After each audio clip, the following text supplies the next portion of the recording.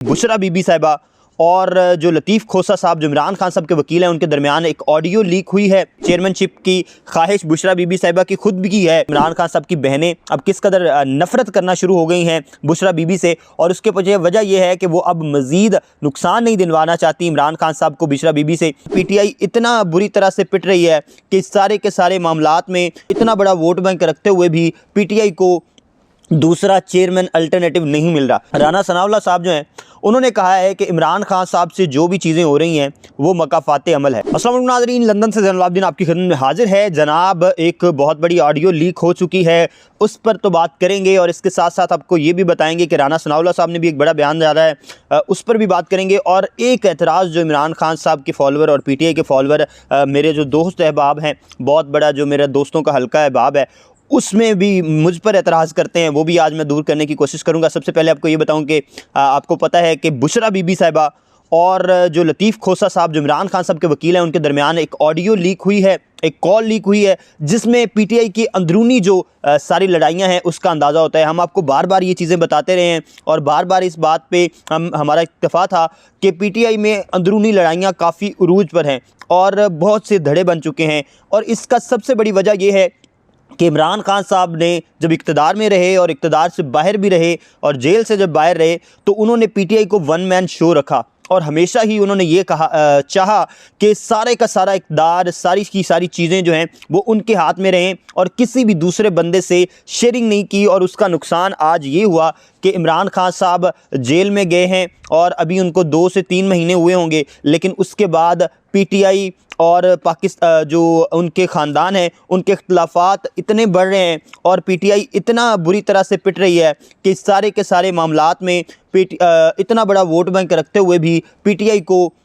दूसरा chairman alternative नहीं मिल रहा। और उसकी पीछे वजह यह है कि जब इमरान खान साहब हुकूमत में थे तो उन्होंने एक अच्छा और तगड़ा वज़ीर आला रखने की बजाय उन्होंने उस्मान बुज़दार को चूज़ किया। आज उस्मान बुज़दार उनके साथ मौजूद नहीं है। उन्होंने पिछली दफ़ा परवेज़ खटक साहब को वज़ीर आला बनाया और परवेज़ खटक साहब अब उनके साथ मौजूद नहीं है। उसके बाद जिन्हें भी उन्हें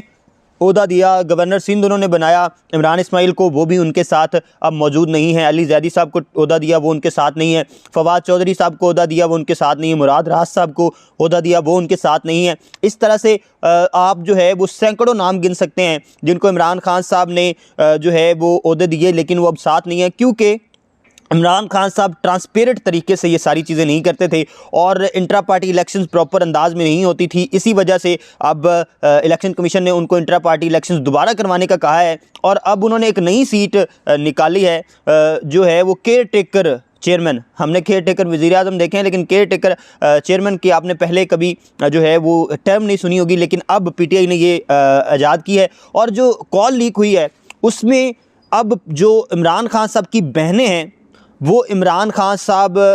को जो है वो अब डिफेंड करने की कोशिश कर रही हैं इस सारे मामले में। और बुशरा बीबी साहिबा जिनके कहने पर इमरान खान साहब सारे के सारे फैसले करते रहे हैं पीटीआई के, और अपनी हुकूमत में जो उन्होंने पंजाब पर वज़ीर आला उस्मान बुज़दार को लगाया और फराह गोगी और दूसरे किस्से तो आप जानते ही हैं। बुशरा बीबी साहिबा जो हैं वो अब शायद कहीं ना कहीं उनकी जो नुकसान उन्होंने दिया है पीटीआई को, उसकी भांप अब उनकी बहनों को लग चुकी है और उनकी बहनें कहीं ना कहीं सेव करना चाहती हैं इमरान खान साहब को और वो चाहती हैं कि इमरान खान साहब से जितने फ़ायदे बुशरा बीबी साहिबा ले चुकी हैं इसमें ही वो इत्तफ़ाक़ कर लें। लेकिन जो बुशरा बीबी साहिबा हैं वो बाकायदा तौर पर चाहती हैं कि भाग दौड़ उनके हाथों में ही रहे। आपको पता है हम पहले ये ख़बर देते रहे हैं, मैं मुख्तलिफ़ फोरम पर बैठ के ये बताता रहा हूँ कि चेयरमैनशिप की ख्वाहिश बुशरा बीबी साहिबा की खुद भी की है और वो खुद भी चाहती हैं। तब अभी तक इमरान खान साहब की चेयरमैनशिप गई नहीं थी, लेकिन इमरान खान साहब जो हैं उन्हें वक्त के जब वो इक़्तिदार में थे उनको इन चीज़ों के जो है वो समझ नहीं आई और उन्होंने इस चीज़ को भांपा नहीं। परवेज़ इलाही साहब और बहुत से दूसरे लोग जो उनके मोहब्बत में थे उन्होंने काफ़ी उनको मशवरे भी दिए कि ये जो आपके इर्द गिर्द लोग हैं ये आपको नुकसान पहुंचाएंगे, लेकिन इमरान खान साहब ने उस चीज़ का जो है वो अंदाज़ा अपनी हुकूमत में नहीं किया और अब उसका नुकसान जो है वो भुगत रहे हैं। जो पीटीआई के दोस्त हैं उनको मैं एक चीज़ कहना चाहता हूँ, जो मेरे से नाराज़ रहते हैं, अक्सर मेरे वीडियोज़ पर कमेंट्स भी करते हैं, मुझे पर्सनली भी कमेंट्स करते हैं कि आप पीटीआई के ख़िलाफ़ बातें करते हैं और पीटीआई के ख़िलाफ़ जो है आप वो वीडियोज़ बनाते हैं। तो आपको एक बात बताता चलाऊँ कि मैं पीटीआई के ख़िलाफ़ कोई भी वीडियो नहीं बनाता, मैं फैक्ट्स पे वीडियो बनाता हूँ। और जिन यूट्यूबर्स और जिन सोशल मीडिया एक्टिविस्ट की आपको आदत हो चुकी है, वो बेसिकली इमरान खान साहब की झूठी तारीफ़ें और फैक्ट्स को तोड़ मड़ोड़ कर पेश करके वो अपने डॉलर्स और पाउंड बना रहे होते हैं और आप उनको मदद कर रहे होते हैं उनके डॉलर्स और पाउंड्स बनवाने में। ठीक है, आप क्योंकि इस चीज़ के आदी हो चुके हैं, जैसे इमरान खान साहब की जो ज़ाती आदत है कि वो तारीफ़ सुनना पसंद करते हैं, वो अपने आप पर तनकीद सुनना पसंद नहीं करते। इसी तरह से पीटीआई के जितने भी फॉलोअर्स हैं उनकी ये माइंडसेट बन चुका है, और मेरे भी जो दोस्त हैं कि उन पर तनकीद वो बर्दाश्त नहीं करते। अब मुझे ये बताएं कि एक ख़बर है कि इमरान खान साहब जो हैं वो गिरफ़्तार हो गए, तो अब मैं इसको इसी तरह से ही बताऊँगा कि इमरान खान साहब गिरफ़्तार हो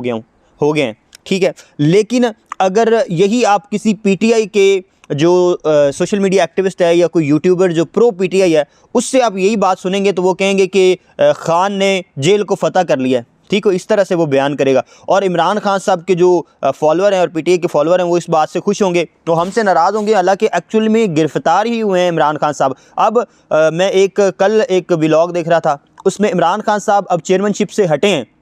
लेकिन एक भाईजान ये कह रहे थे कि इमरान खान साहब ने मास्टर स्ट्रोक खेला है। अब अपनी मजबूरी में इमरान खान साहब पीटीआई के चेयरमैनशिप से मुस्ताफ़ी हो रहे हैं और एक नया चेयरमैन लगा रहे हैं, क्योंकि उनके पास और कोई ऑप्शन है ही नहीं, या वो बल्ला बचा सकते हैं या अपनी चेयरमैनशिप को बचा सकते हैं। लेकिन वो भाई साहब ने ये कह दिया कि चेयरमैन साहब जो इमरान खान साहब प्रीवियस चेयरमैन पाकिस्तान तहरीक इंसाफ हैं, उन्होंने मास्टर स्ट्रोक खेला है और इस वजह से अब वो चेयरमैनशिप से हटे हैं। और उनके व्यूज़ में देख रहा था तो लगातार पीटीआई के जो नीचे लोग हैं वो तारीफ़ें कर रहे थे, मेरे दोस्त भी और भी फॉलोअर्स। तो मेरे ख़्याल में फैक्ट सुनने की आदत बनाएं और जो ओरिजिनल ख़बर है उसको सुनने और डाइजेस्ट करने की जो है वो आदत अपनानी पड़ेगी मेरे दोस्तों को भी और पीटीआई के फॉलोअर्स को भी। इसके साथ आपको बताएं कि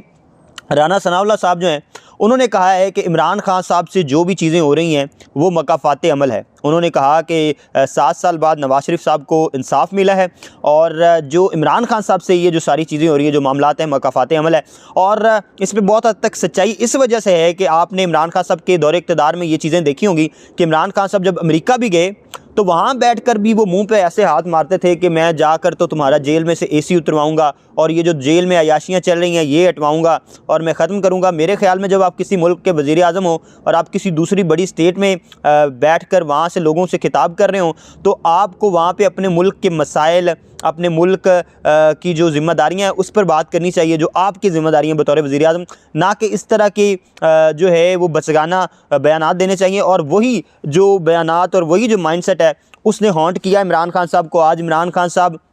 वहीं जेल में हैं और वही जो वेलकम टू अडियाला, वो जो इमरान इस्माइल साहब का गाना होता था पीटीआई के लिए, और वो कहते थे रोक सको तो रोक लो, तब्दीली आई रहे, और अडियाला में अब खान साहब भी हवा खाए हैं। तो ये सारी चीज़ें जो हैं, ये सारी चीज़ें मकाफ़ात अमल में आती हैं और यही राना सनाउल्लाह साहब कह रहे हैं। तो राना सनाउल्लाह साहब की मैं कोई तारीफ़ नहीं कर रहा, ना ही उनका भी कोई इतना अच्छा ट्रैक रिकॉर्ड है, लेकिन राना सनाउल्लाह साहब से भी ज़्यादतियाँ की, जैसे उन पर मनशियात के केस बिला जवाज़ बनाए गए इमरान खान साहब की हुकूमत में। शहरयार अफरीदी साहब हमारे बड़े अच्छे भाई, बड़े अच्छे दोस्त हैं, लेकिन वो भी कहते थे कि जान अल्लाह को देनी है, लेकिन उन्होंने केस किया और उन्होंने कहा हमारे पास एविडेंस है, और जब एविडेंस की बात आई तो राना सनाउल्लाह साहब के ख़िलाफ़ कोई एविडेंस नहीं मिला। तो ये जो चीज़ें की हुई हैं इमरान खान साहब ने और उनके जो वज़रा हैं और दूसरे लोग हैं, उन्होंने अपने दौरे हुकूमत में, अब वो उसको भुगत रहे। और दूसरा ये जो ऑडियो लीक हुई है, इसमें आप वाज़े तौर पर सुन सकते हैं कि किस कदर जो है वो इख्तिलाफ़ात हैं पीटीआई की दरमियान, और ख़ास तौर पर इमरान खान साहब की बहनें अब किस कदर नफ़रत करना शुरू हो गई हैं बुशरा बीबी से। और उसके पीछे वजह यह है कि वो अब मज़ीद नुकसान नहीं दिलवाना चाहती इमरान खान साहब को बुशरा बीबी से। और बुशरा बीबी साहिबा बाकायदा तौर पर डिक्टेटरशिप कर रही थी इस सारे मामले में जब इमरान खान साहब की हुकूमत रही, और उसके बाद भी और सारे फ़ैसले बुशरा बीबी साहिबा के होते थे और इमरान खान साहब उस पर मनो अमल करते थे। लेकिन अब भी इमरान खान साहब शायद वो जो रूहानी तरबियत है उसके असर में हैं और उससे उससे बाहर नहीं आए और वो अभी भी बुशरा बीबी साहिबा के कहने पर फैसले करें। इवन जो एक मुजाहरा भी हुआ बुशरा बीबी साहिबा के ख़िलाफ़, जो कि नहीं होना चाहिए था। मेरे ख्याल है ये एक हमारी तहज़ीब के ख़िलाफ़ चीज़ है कि ख़वातीन को हम इज़्ज़त देते हैं, और चाहे वो मरियम नवाज़ हों, चाहे वो पीपल्स पार्टी की कोई खातून हो, चाहे वो बुशरा बीबी हों, या इमरान खान साहब की कोई बहन हो, या कोई भी PTI की जो MNA MPA हो, जो ख़वातीन हैं उनकी इज़्ज़त को जो है वो महफूज रखना चाहिए और इसको मलहूज़ खातिर रखना चाहिए। तो देखते हैं कि अब ये इख्तिलाफ़ात कहाँ तक जाते हैं। क्या इमरान खान साहब किसी तरह से इसको कवर कर सकते हैं, और क्या मेरे जो दोस्त अहबाब हैं वो किसी तरह से हमसे खुश हो सकते हैं या नहीं। हमें दीजिए इजाज़त। अल्लाह हाफ़िज़।